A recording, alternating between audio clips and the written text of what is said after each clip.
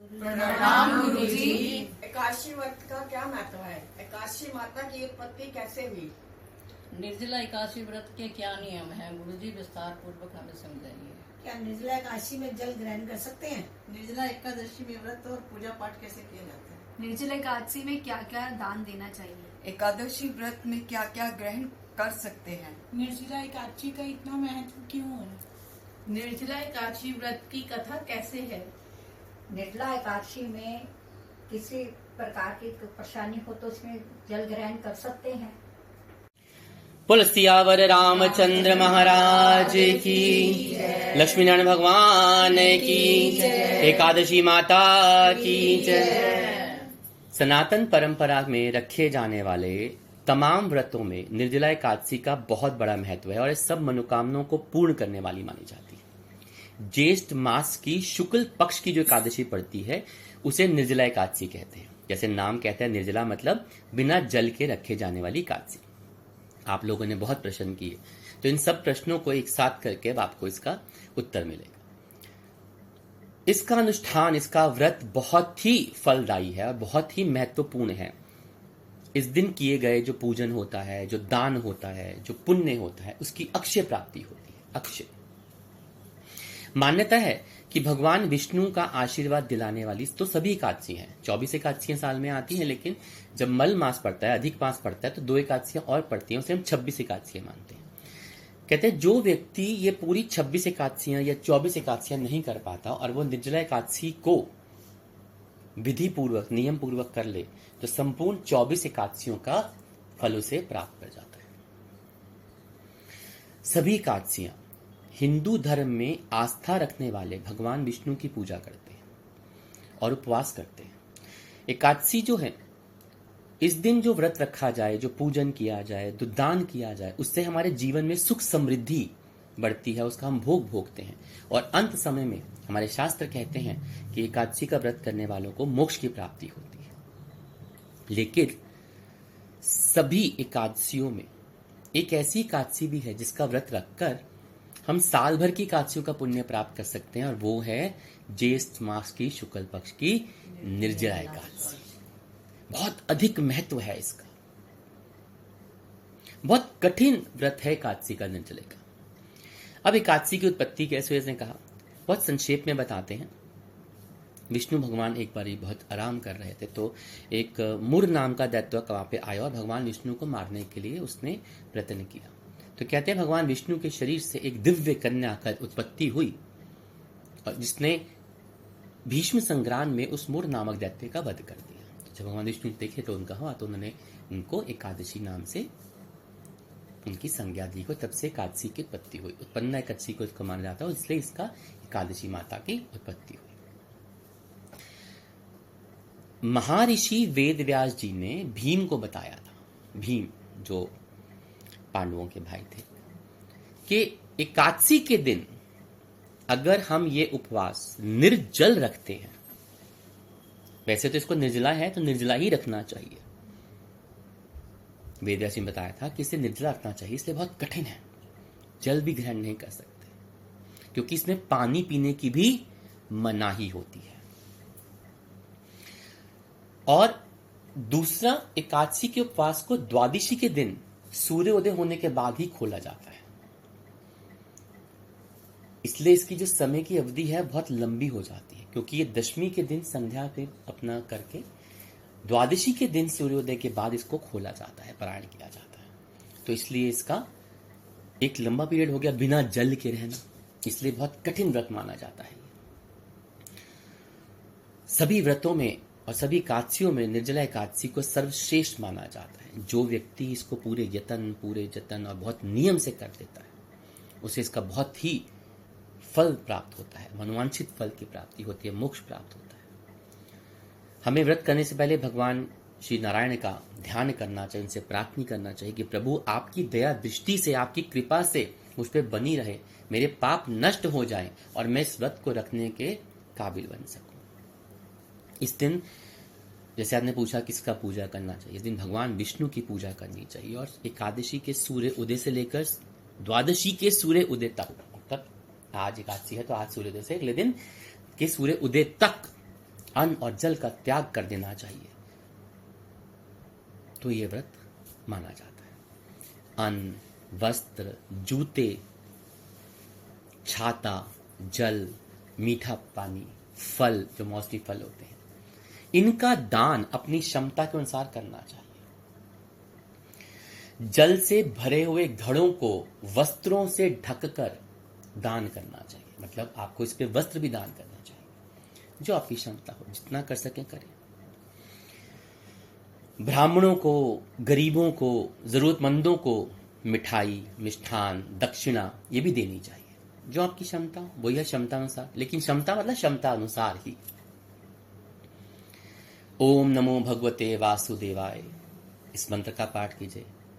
श्री राम जय जय राम पाठ जाप कीजिए। हरे राम राम राम हरे हरे, हरे कृष्ण कृष्ण कृष्ण हरे हरे, इस मंत्र का जाप कीजिए। साथ ही हमें निर्जला एकादशी की कथा भी पढ़नी चाहिए, बहुत ही अद्भुत कथा सुननी चाहिए।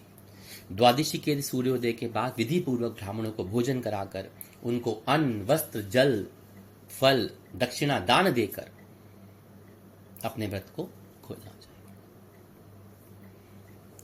व्रती व्यक्ति को यह ध्यान रखना चाहिए कि गलती से भी स्नान और आचमन के अलावा जल को ग्रहण नहीं करना चाहिए। मतलब स्नान कर रहे हैं तो ठीक है, आचमन तो जल ग्रहण नहीं करना चाहिए।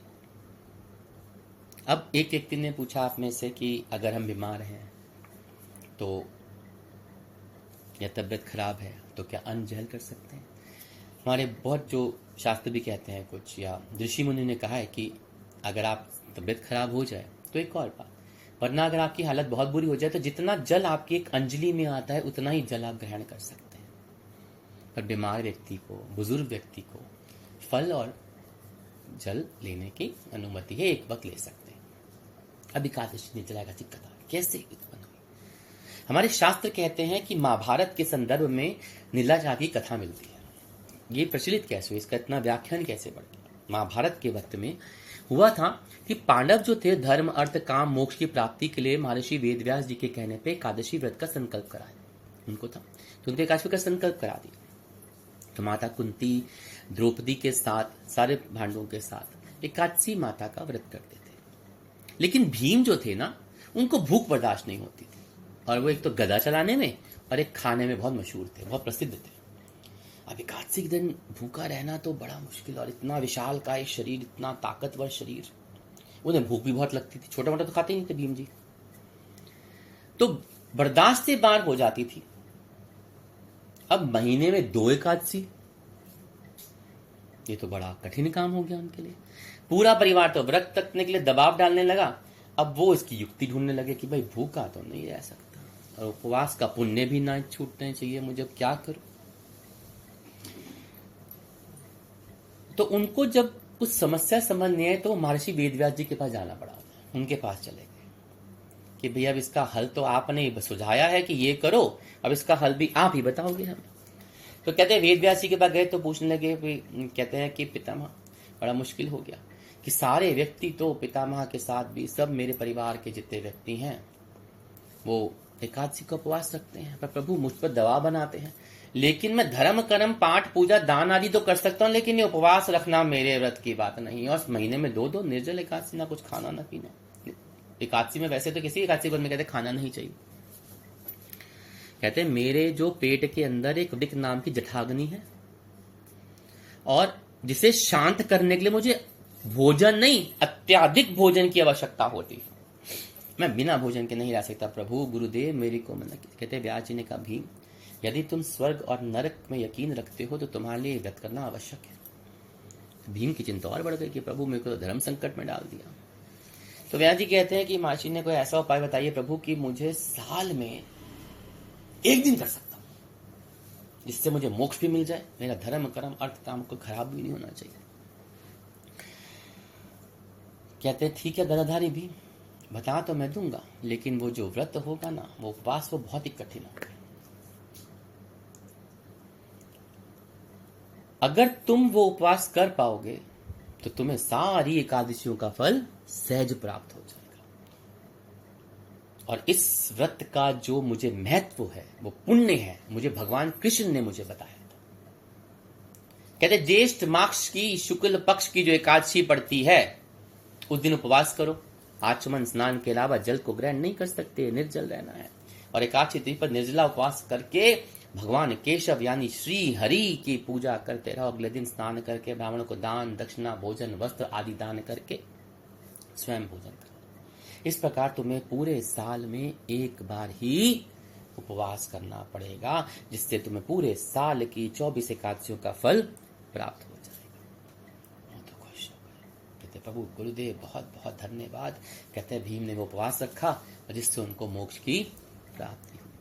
भीम द्वारा ये उपवास रखे जाने पर इसे निर्जला एकादशी यानी भीमसेन एकादशी के नाम से भी जाना जाता है।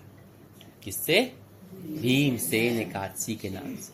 और क्योंकि पांडवों ने इस दिन उपवास रखा था, इस कारण से पांडव एकादशी भी रखा था, कि सबने रखा था, इसे पांडव एकादशी भी कहीं जगह जाता है।